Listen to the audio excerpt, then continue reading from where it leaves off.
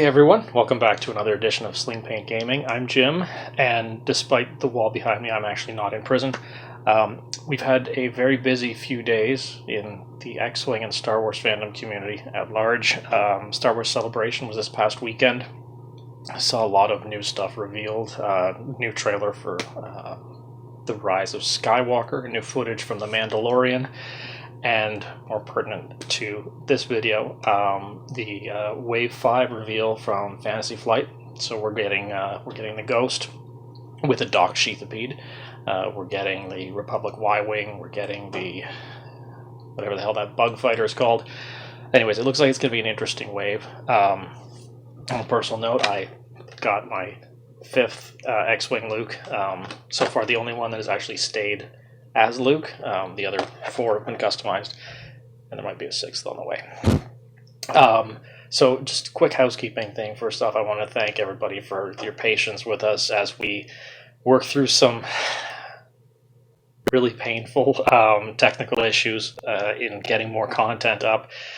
I'm hoping that this video kind of starts to solve some of the issues that we've been having, but I guess we'll find out. Which gets me to why I appear to be in prison. If I've done this correctly, there will be a list appearing here in the immediate future. Because this is a list review video, we're going to be talking about a first order list that I have flown 6 times now, and I've been having a lot of fun with. And that list should be, fingers crossed, right here. Anyways, so the list is a whole lot of first order aces with a filler, basically. The origin of the list was primarily because I wanted to fly a list involving Null, because I wanted to use the Null alt art. So what the list is, as you will hopefully be seeing right here, Quick Draw with Special Forces Gunner, Fanatical, Shield Upgrade, and Pattern Analyzer. Then we have Omega Leader, Midnight with Fanatical and Advanced Optics. Then we have Null with Shield Upgrade and Advanced Optics. And then we have Lieutenant Revis with Advanced Optics. And yes, I said Lieutenant. I'm Canadian. Lieutenant is the British/Canadian pronunciation. So call him Lieutenant Revis if you want. We've actually started calling him, at our local X-Wing group, we've actually started calling him Jorge, because it got really confusing when you were flying against a General Grievous. Revis and Grievous. Anyways, so what you have in this list, you have a temporary ace, 2 true aces, and a blocker. So you've got Null, who is... for those of you who aren't familiar with these pilots, I'll quickly go over their pilot abilities. Quick Draw, who should be in this region, is very similar to first edition. So the first time you lose a shield, you have the option, every round, the first time you lose a shield, you have the option of spending a recurring charge to immediately perform a primary attack. So very similar to first edition. Omega Leader, Midnight. I've written Omega Leader on my cheat sheet here. So Midnight is similar to first edition with one pretty significant change. That's just the wording in the card. In first edition, it was when you have a ship locked, when attacking that ship or defending against that ship cannot modify its dice. In second edition, they've changed the wording slightly to that ship's dice cannot be modified, which unfortunately means that Juke no longer works with Midnight.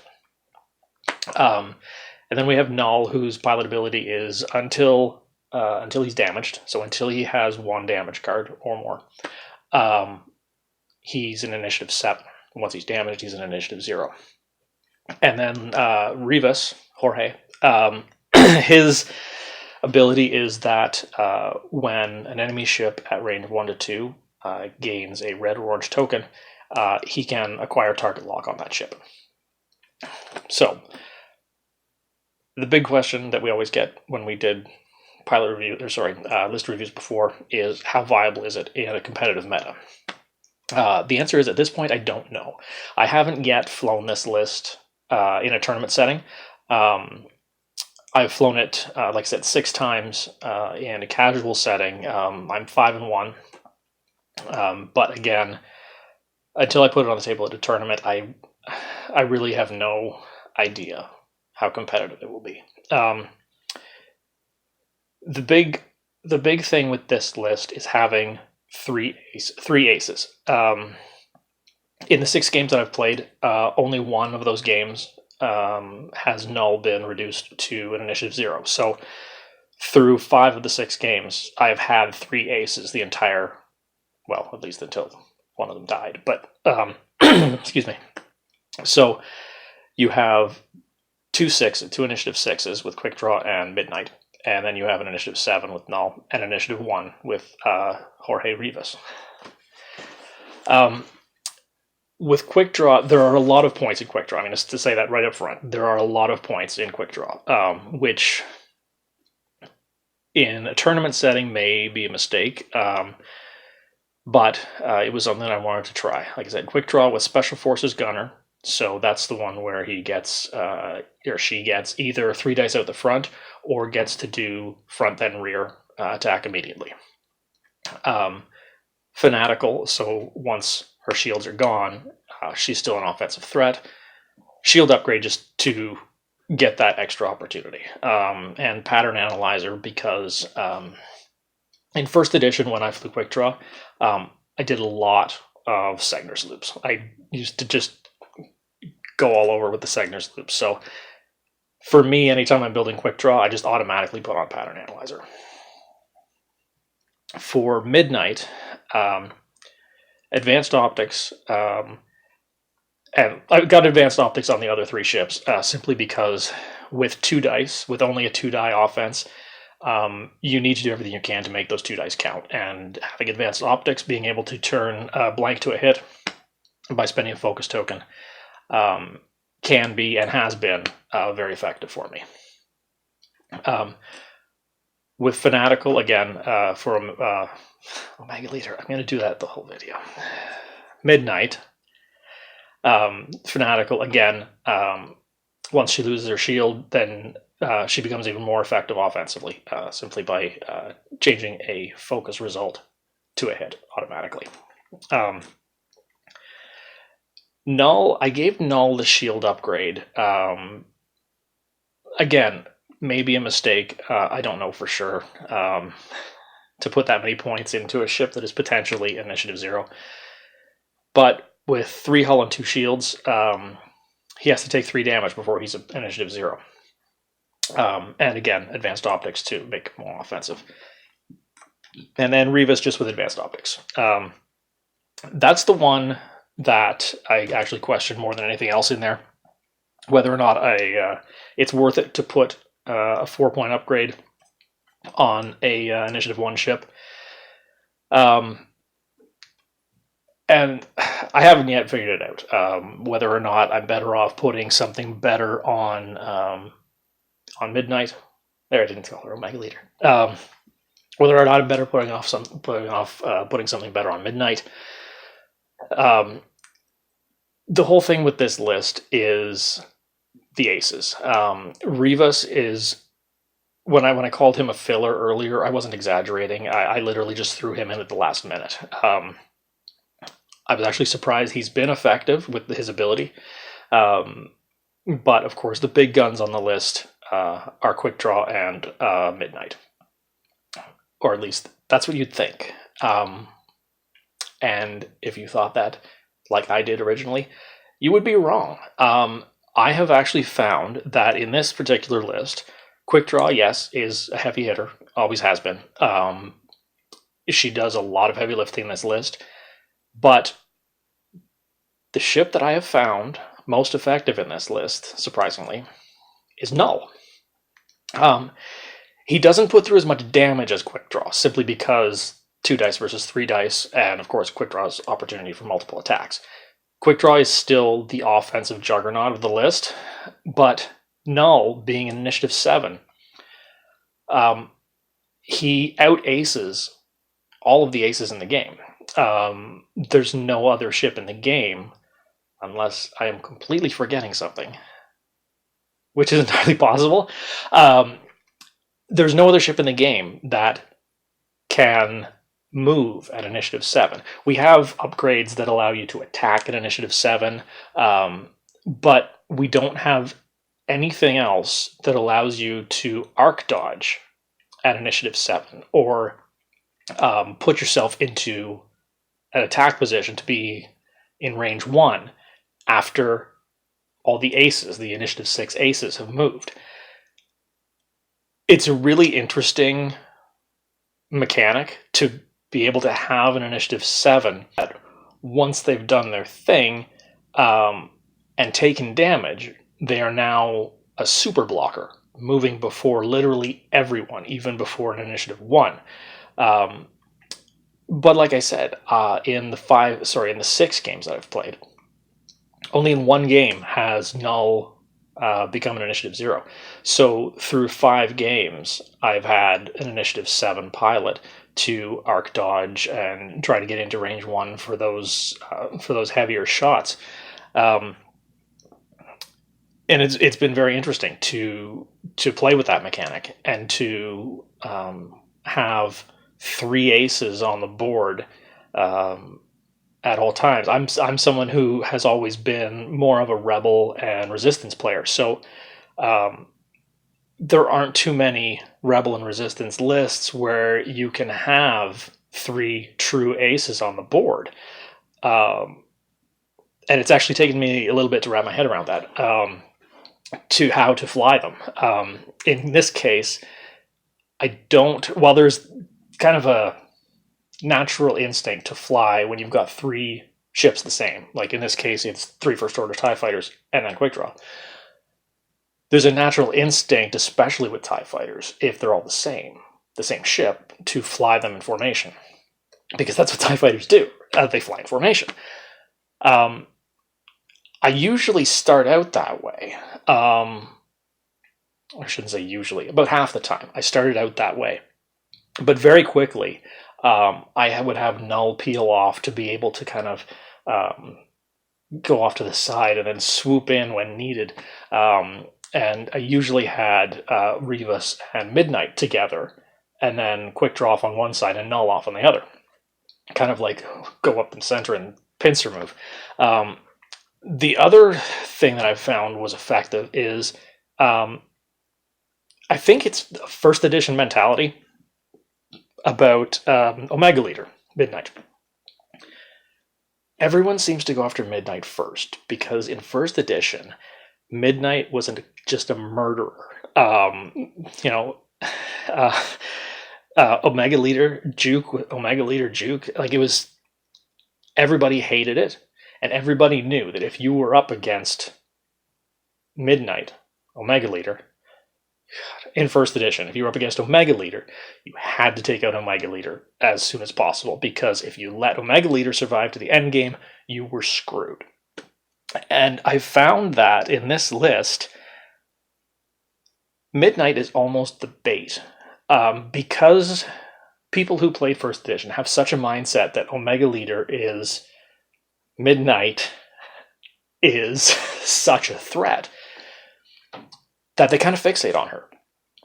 There have been a number of games where my opponent just went gunning right for Midnight, and quick draw was left. Actually, there was one game where quick draw hadn't even taken a single shot at the halfway point of the game. And if you let quick draw go that long without taking a shot, let alone losing shield, you're going to have a rough end game.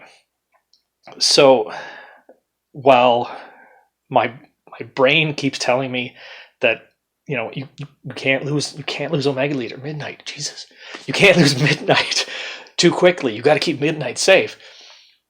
Midnight is actually fantastic bait. She's an offensive weapon, absolutely.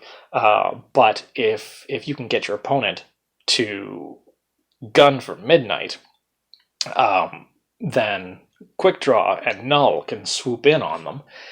And theoretically, even Lieutenant Revis can be getting his target lock if they take a stress token. Like against Poe, Revis is actually quite good because Poe likes to do his Poe thing and take extra actions and get a stress token for that, which triggers Jorge. So you have the opportunity for your Initiative 1 to throw some offense as well. So if you've got Midnight as your bait, then you've got at least 2, potentially 3 other offensive weapons coming in. And one of the things that I have found to be effective is to bait the opponent through the debris. Whatever obstacles you've got out there,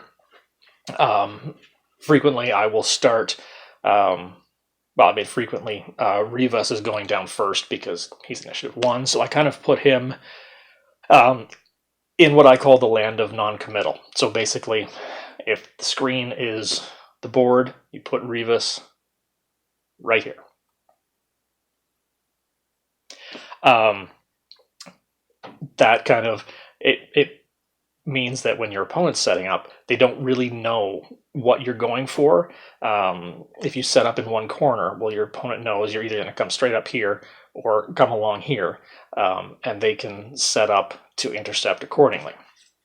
If you set up Rivas in the dead center, and then your other ships are going down, theoretically, after every other ship is down, they don't know what you're doing with everything else. So you start Rivas here, and then depending on what goes on up here, I will either start quick draw in the corner here or in the corner over here. Very rarely will I start him in the center with Rivas, her in the center with Rivas. Like I said, Midnight generally flies with Rivas, and Null generally peels off to do his thing as well. But if you do decide to start in the corner, what I generally do is then, if I start in the corner, then I just go through here at the bottom to hopefully draw in other ships, I guess, depending on where your opponent is set up. Basically, you want to go in a direction that will draw them through the obstacles. And then, theoretically, have quick draw looping around to come in at their side or behind them as they hopefully go after Midnight. Hopefully they are first edition players who still have that Midnight thing in their head, the Omega Leader thing in their head. So again, I have not played this list at a tournament. I do have a tournament coming up shortly called Ragnarok. I feel like I need to do like an echo machine when I say that. Ragnarok. And I'm considering flying it then. If I do, I will certainly post in the Facebook group and let you know how it goes. But for now, that's it for this list review. If you have questions or anything, by all means, drop a comment. Also pop into our Facebook group, Slingpain X-Wing Facebook group. I'm far more active there than pretty much anywhere else X-Wing related. I'd be happy to hear from you, answer any questions, or if you have ideas to improve this list. Like I said, I'm not settled on the advanced optics thing on Rivas, and I sometimes question how many points I have in quick draw. So if you have anything, any pointers or anything like that, let me know. And this is going to be the first of several list reviews we're going to be doing over the next little while. So watch out for those. Again, with technical issues we've been having, I can't promise the release schedule at this point, but hopefully they won't be too far out. Anyways, thanks again for watching. Don't forget to check out our Facebook groups, our Etsy store for tokens. We are going to be updating that shortly. And thanks for watching. See you later.